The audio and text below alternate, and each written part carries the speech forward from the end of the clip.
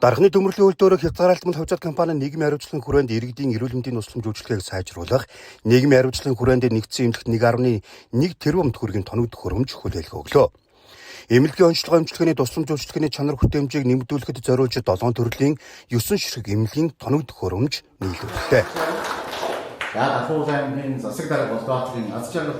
За дархан төмөрлөгийн үйлдвэр 2026 оны нийгмийн хариуцлагын хүрээнд Дархуул аймгийн хэмжээнд нэг хэд хэдэн ажлуудыг төлөвлөсөн. За үүний нэг нь бол Дархуул аймгийн нэгдсэн эмнэлэгт бид бүхэн 1.1 тэрбум тоногдох хөрөмжийг өөрсдийн одоо санаачлагаар нийлүүлэх энэхүү ажлыг өнөөдөр бас ингээд зохион байгуулж ажиллаж байна.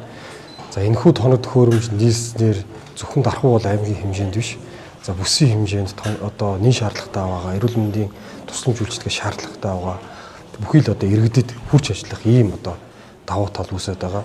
Ер нь бол өнгөрсөн оноос эхлүүлээд дархан төмөрлөгийн үйлдвэр, за боловсролын салбар, эрүүл мэндийн салбар, за спортын салбаруудад нийгмийн хариуцлагын хүрээнд хэд хэдэн томоохон ажлуудыг бас төлөвлөн ажиллаж байгаа. Тоногдох хөрөмжийн хувьд хүүхдийн компьютер томографи аппарат, хүүхдийн дуран эрдэнэтгийн хоолой, дижитал эрдэнэтгийн аппарат, гемодиализийн зөврийн усны аппарат тус бүр 1, гемодиализийн аппарат, зүрхний цахилгаан бичлэгийн аппарат тус бүр 2 багтжээ.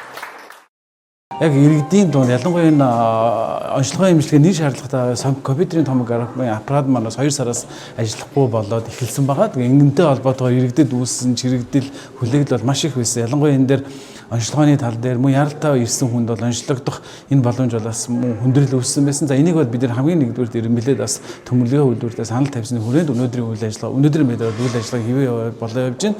За мөн энэ халдварт бус өвчин буюу сайхны диабетийн хүндрэл болох бөөрийн эмгэгүүдийн тоолоос нэлээд улсын хэмжээнд болон Дархуул аймгийн хэмжээнд маш нэмэгдэж байгаа. Одоо өнөөдрийн байдлаар бидэд 62 иргэн бол гемодиализ буюу бөөр орлуулах эмчилгээнд ороо явж байгаа. За манайх бол 7 аппарат ажилладаг байсан. Мөн энэ хүрээнд бас ямар асуудал шийдэгдсэн бэ гэхээр 2 диализ аппаратыг бас шинээр нийлүүлээд өнөөдрийн байдлаар бол бидэд 9 аппараттай 62 иргэнд бол бөөр орлуулах буюу нэгсэндээ бөөрийн ажиллагаагүй болсон иргэдийг бөөрийн орлуулах үйл ажиллагааг хийв явж байна.